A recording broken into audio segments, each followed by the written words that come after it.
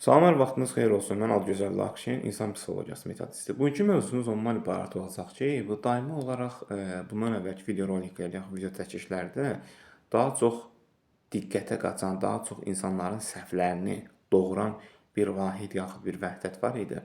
Hansı ki, bu qumardır.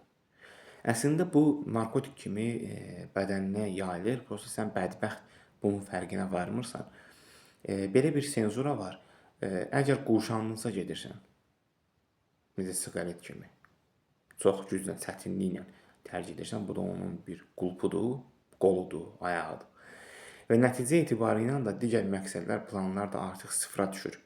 Çünki sən ələ keçən 5, 10, 15, 20 manat, kül sənin başa, sənin boyu yerə soxum, ailəvin, uşağın, düşlər rızqı deyir də, pulu deyir.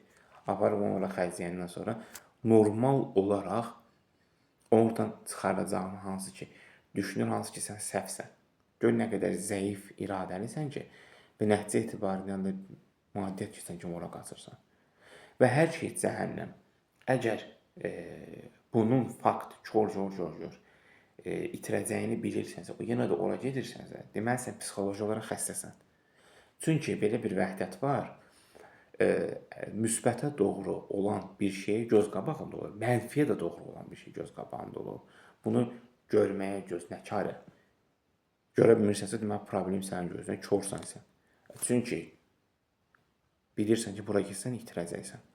Sağ heç zaman bu kimi ən azından qumar xəstəliyinə yaxud o qədər yayılıb axmaq, motivetindən digərlərinə qədər əsla qoşulmuyor.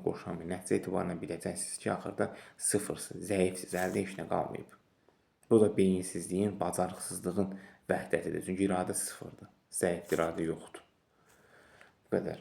Seanslarımıza yəni və onlayn şəkildə həyata keçirilir. Qoşulmaq istəyən şəxsi mesaj verməsi məlumat verə bilərlər.